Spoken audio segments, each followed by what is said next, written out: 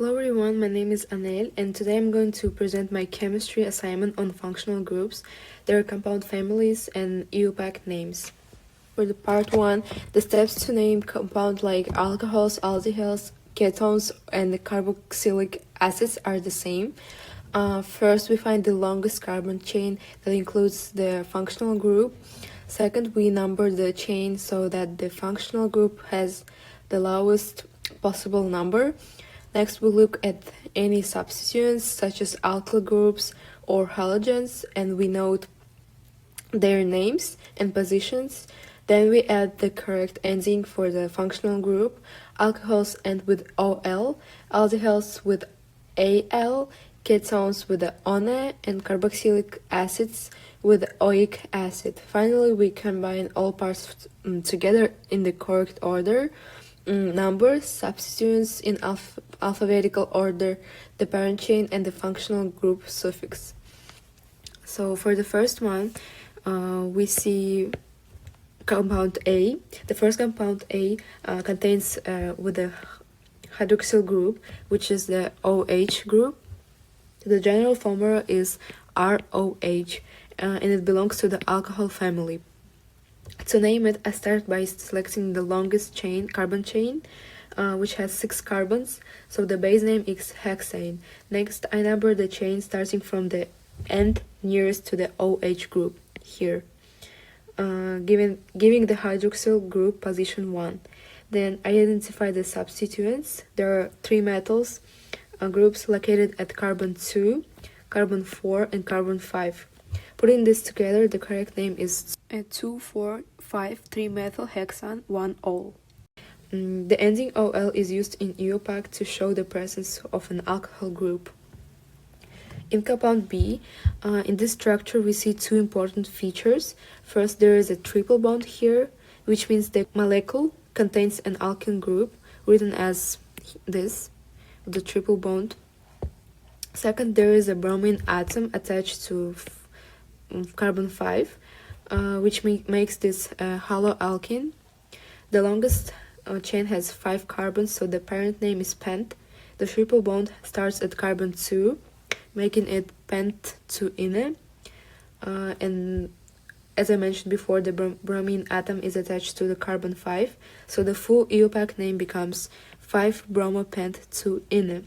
The ene ending is used in EUPAC to show the presence of a triple bond. For the C compound, let's apply this to 3-ethylhexane 2-one. The functional group here is a ketone because the molecule has a carbonyl group. This one, a carbon double bond with the O inside the chain. This means it belongs to the ketone family. The parent chain is hexane, which has 6 carbons with only single bonds. The carbonyl group is found on carbon number 2, so we changed the name to hexane 2-one. Next, there is a substituent, an ethyl group on carbon number 3. Here it's ethyl, so we add 3-ethyl at the beginning.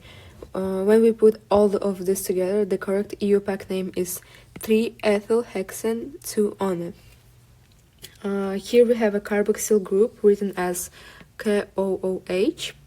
This functional group identifies the molecule as a carboxylic acid. The parent chain has 5 carbons, which gives us pentanoic acid.